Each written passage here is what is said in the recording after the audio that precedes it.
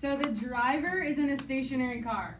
So if I'm thinking about the car, if I'm thinking about like the car is moving, this is the highway, this is I-5, right?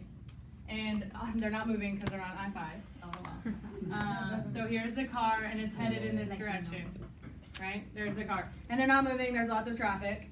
And they look 42 degrees to the left of their lane. So if this is the person and they look out this way, right? It's 42 degrees is right here. Right? So they're looking straight, 42 degrees to their left is this way. Right? And sees a tree that's 70 feet away. So here's the tree, right? And then where would the 70 go? Between the tree? From the driver to the tree, right? So this would be 70 over here. So then it says she looks 32 degrees to the right of the lane. So this time she's looking this way. She's looking that way, and she's looking 32 degrees. So this is 32 right here. Right, 32 degrees. To the right of the lane and sees a building. Here's the building. Right, and the building is 103 feet away. Right, 103 feet away.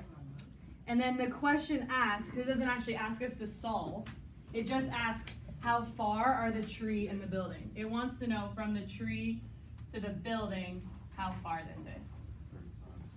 Right, the third side. We have one side here, another side here, and we have this angle. If it was 42 to the left and 32 to the right, how much is the whole angle?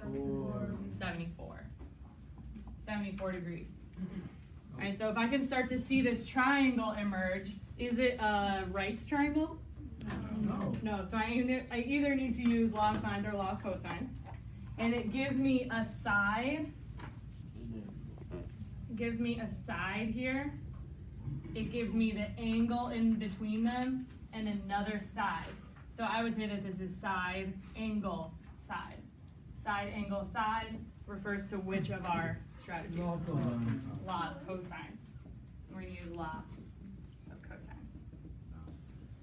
Right? Law of cosines, that means that this angle goes with that side there. Right? So we're going to put this side first.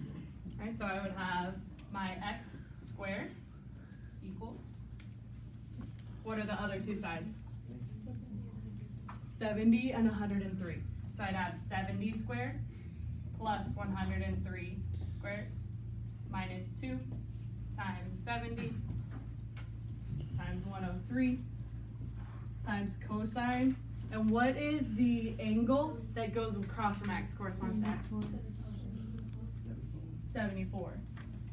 We'd have 74 degrees, like that.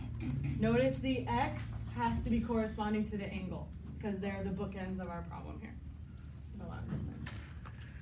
We can type all of that straight into our calculator. So we get x squared is equal to, what is all of this together? Big number? A really, really big number? 11,000 I'm hearing? 534. 534, does it have a decimal? 0.309. 309, probably some more numbers, right? 33, that's it. Okay, great. 33. And then how do I get the x by itself? Square. Square root, both sides. Okay, square root both sides.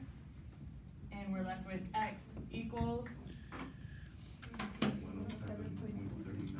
107.4?